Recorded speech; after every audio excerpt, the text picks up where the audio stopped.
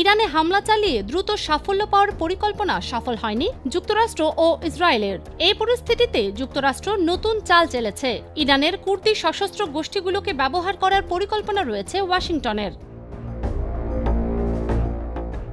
দেশটির শক্তিশালী গোয়েন্দা সংস্থা সিআইএ ইরানের উত্তর পশ্চিমাঞ্চলের বিদ্রোহী কুর্দি সংগঠনগুলোর হাতে মরণাস্ত্র তুলে দিচ্ছে। এক্ষেত্রে শুরুতে ইরানের পশ্চিমাঞ্চলে দেশটির নিরাপত্তা বাহিনীর ওপর হামলা চালানো হবে কিনা এবং হামলার কৌশল কি হতে পারে এসব বিষয়ে গত কয়েকদিনে যুক্তরাষ্ট্রের সঙ্গে আলোচনা করেছে ইরানি কুর্দি সশস্ত্র গোষ্ঠীগুলো। এই আলোচনার বিষয়ে অবগত তিনটি সূত্র এই তথ্য জানিয়েছে। ইরান ইরাক সীমান্তে ইরানের কুর্দি সশস্ত্র সংগঠনগুলোর হাজারো যোদ্ধা ছড়িয়ে ছিটিয়ে আছেন। ইরাকের স্বশাসিত কুর্দিস্তান ইরানের বিদ্রোহী কুর্দিদের মূল ঘাঁটি। কুর্দি সশস্ত্র গোষ্ঠীগুলো মূলত ইরান ইরাক সীমান্ত এলাকায় তাদের কার্যক্রম চালিয়ে আসছে।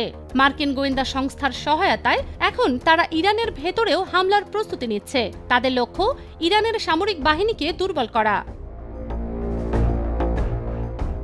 সংশ্লিষ্ট কুর্দি গোষ্ঠীগুলো যুক্তরাষ্ট্রের কাছে সামরিক সহায়তার আবেদন জানিয়েছে। পাশাপাশি ইরাকের ইরবিল ও বাগদাদের নেতারাও গত কয়েকদিনে ট্রাম্প প্রশাসনের সঙ্গে নিয়মিত যোগাযোগ রাখছেন। সংশ্লিষ্ট দুটি সূত্রের দেয়া তথ্য অনুযায়ী অস্ত্রের যোগান দেবে সিআইএ। সশস্ত্র গোষ্ঠীগুলো মার্কিন অস্ত্র ও প্রশিক্ষণে ইরানের ভেতরে হামলা চালাবে ও অরাজকতা সৃষ্টি করে শাসক গোষ্ঠীকে নাস্তানাবুদ করবে। IBTV USA, new York.